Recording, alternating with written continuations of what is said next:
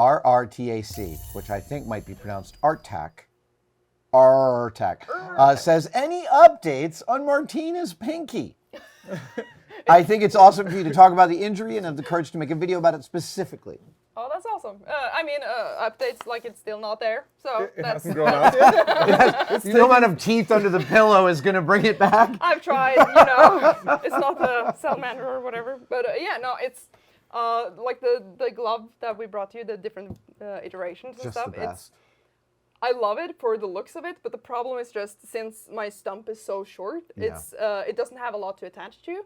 So I think for it to actually have proper usage, it would have to be like, I don't know, some sort of solid metal contraption attached to the rest of my hand so I could have some strength. Because you have no grip strength. Yes. Yeah. And it's not just like about the thing being slippery, but it's like when it just sits on this, it's prone to fall it's off. It's like a leverage problem actually, because it doesn't have a lot of leverage on that finger. That's the problem. So you just need to maybe tap a little. I think so. I'll do it next video. Titanium. Okay, so you probably have something. The medical grade titanium it's out today. With your drill press. Oh my God. I have a question for you, Adam. Yeah.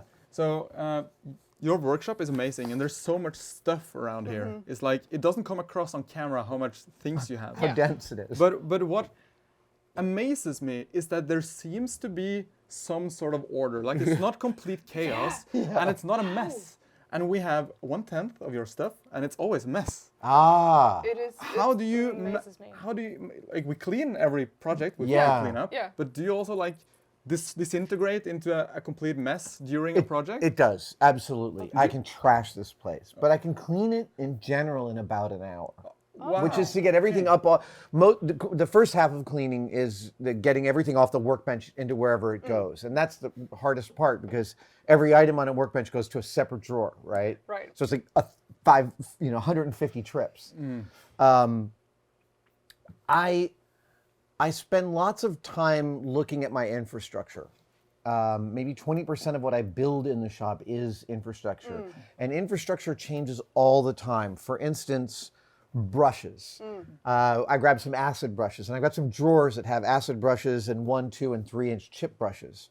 But I've also run out of room for my nice painting brushes because the drawer I made won't hold them anymore. And I realized, okay, I need to clear out all the other drawers on that little drawer set that aren't brushes and make it all brushes because that's where I'll go look for them. Yeah.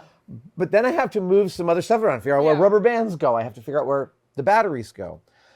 So these are questions that I'm gestating at multiple stages of the shop's maturity.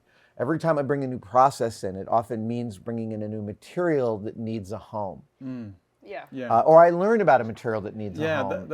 That's the issue. Everything's perfect, and then you get this huge amount of new material. It's like, where'd they put it? In the corner somewhere. Well, and the most dangerous time is the first week you bought it. Yeah, no. Right? Because you're like, hey, just bought all that stuff, 50 pounds. Where is it? No idea. Could be anywhere. Right?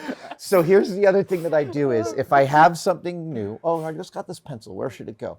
The question is, if I wanted it right now, where would be my first thought to look for it in the cave?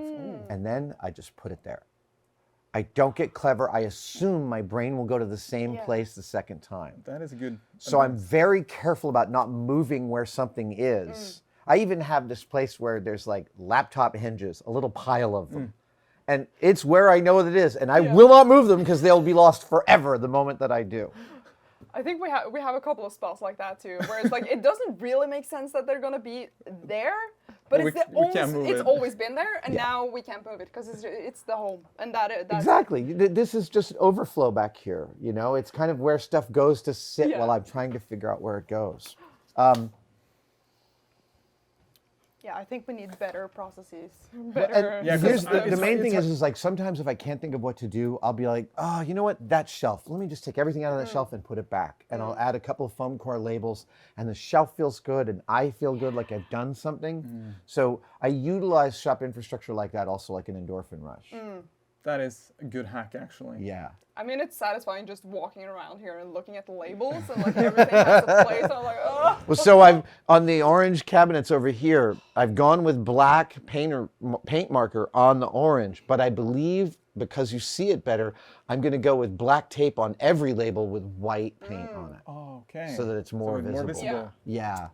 Yeah. And this, actually, I almost have total knowledge of this layout now. There is a guide to it, but I think I pretty much know it. Well, we have lots of inspiration. You can never have The problem is time.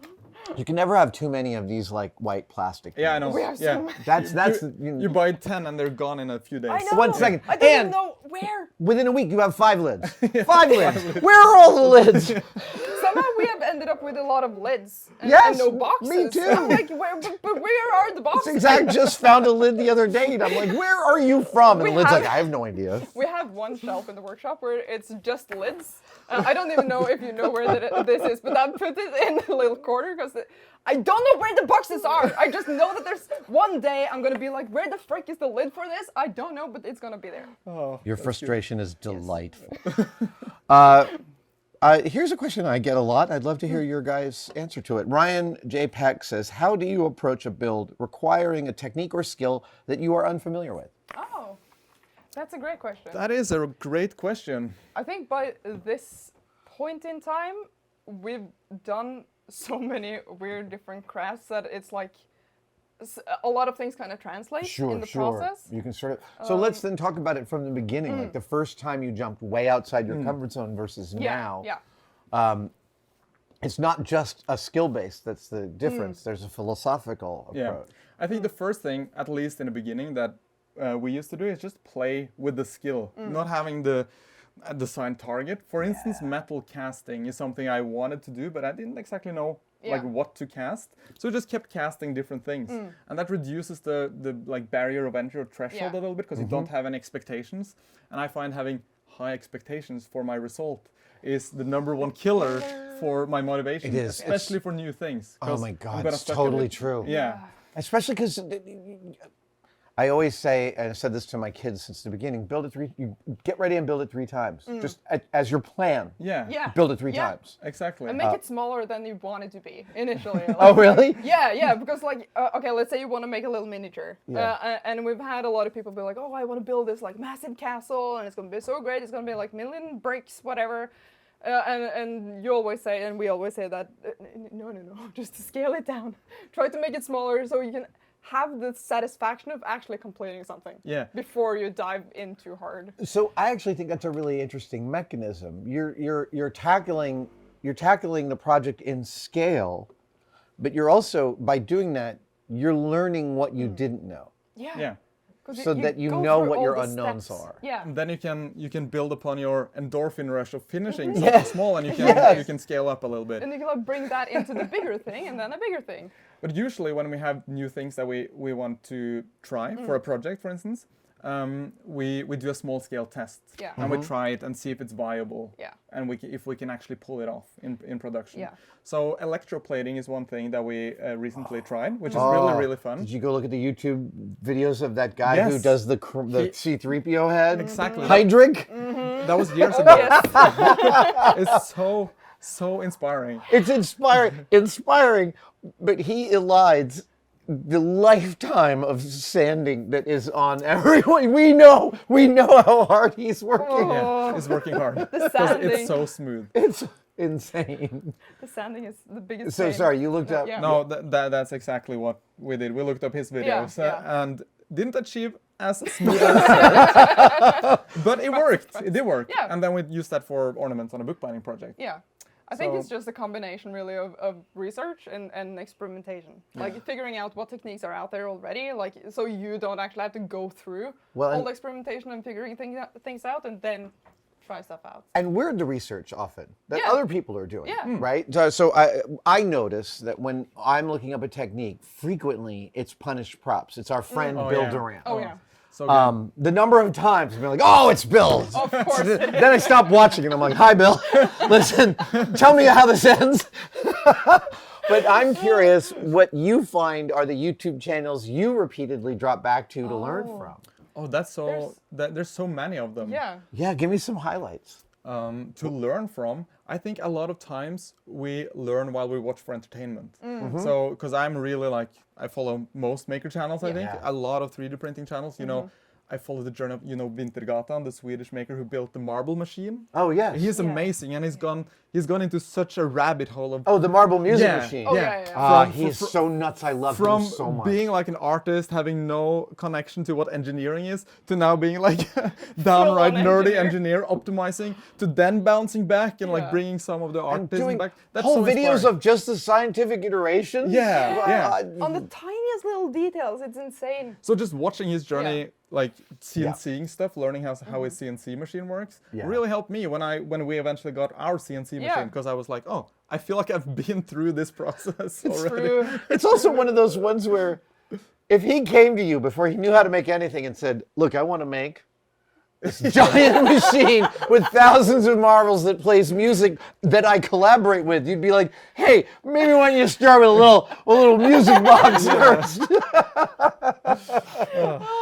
So you end up getting a lot of inspiration from him. That's one of the channels, Yeah. but like there's so many to mention. Like for miniatures, there's a guy called Studson Studios. Yeah, he makes amazing things. For cosplay, there's Kamui Cosplay and Bill, as you already mentioned, they're great. Leatherworking, Prince Armory, for instance. Like Prince Armory for leatherwork. Yeah. Mind Oh, blowing. okay. Have you seen his Oh, I'm gonna videos? make some notes here. Have you seen him? No. Like he makes these amazing like fantasy armors, like full-on fantasy armors with so intricate details and patterns. It's amazing. It's We amazing. can show you. So you don't find just also technique, but inspiration for Oh, yeah. projects. Definitely, Oh, for definitely, sure. yeah. And I think it really just depends on like what sort of projects, because I mean we do a little bit of that, a little bit of this, a bit of everything. So inspiration comes from everywhere.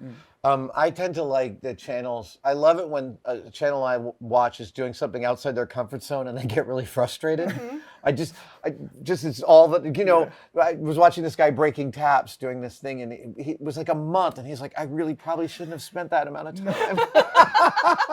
But then it's like you're too deep in it. But I feel the connection, right? Yeah. It feels very inspiring just to know someone else is suffering Yeah. on the same plane that we have. But I feel like that's the most relatable thing too, is sharing in that suffering, It is. So what I like to say is, there's an American phrase, misery loves company. We know it.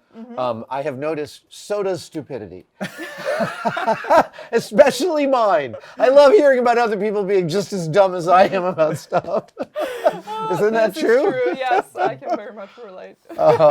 Dumb and stubborn. That's the best combination. Oh yeah, it's a complete delusion. This candidate is dumb, but stubborn. A+. there, You'll get yeah. there eventually. Do you guys have Victor Campaner asks, do you guys have a dream project, maybe something massive that you have not yet tried but really want to do? Or do you have many? Well, it comes back to the Yeah. scale things, Yeah. because the things we wanted to build, we typically have already built on smaller scales. Right. And we've been really into like dioramas and stuff. Like a very cool project to work on would be like, what do you call it, like a bigature? Yeah. For a movie set or something. Like something so huge you couldn't possibly fit it within like a reasonable height. Oh, that yeah. would be insane, but it would be too much work. But Yes. it would be, and it's not just a matter of like resources. Then it's more about time and manpower. Oh yeah. But yeah. it would be so fun. That You would have be seen awesome. The Life Aquatic with Steve Zissou. Have you seen this movie? I don't think so. Hang on, I'm just going to show you this, because in The Life Aquatic, it's a Wes Anderson film, let me just do this. Life Aquatic Submarine Cutaway.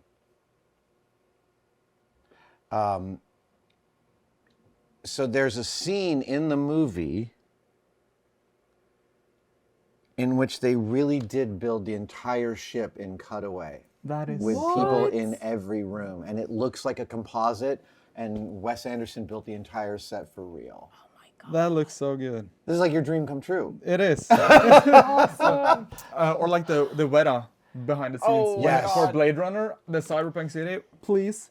so Or good. the Minas Tirith, the large white city. We have seen the warehouse where Minas Tirith and some of the other ships, like the Surprise from Master and Commander is Yeah. sitting there too. Oh my god. Minas That's Tirith a is dream. like 12 feet tall. It's so I know, gigantic. it's massive. Orthanc is over there too. Oh my god. Thank you guys so much for watching, and I wanted to briefly mention that you could become a tested member. I know, everybody is competing for you to become a member of their thing. What I want to express to you is that the Tested membership has become such an important part of the Tested family. We get tremendous feedback from the Tested members, and they expand the stories that we can tell and the things that we have access to. And you can become a part of it right now by clicking on the link below. See you in the chat.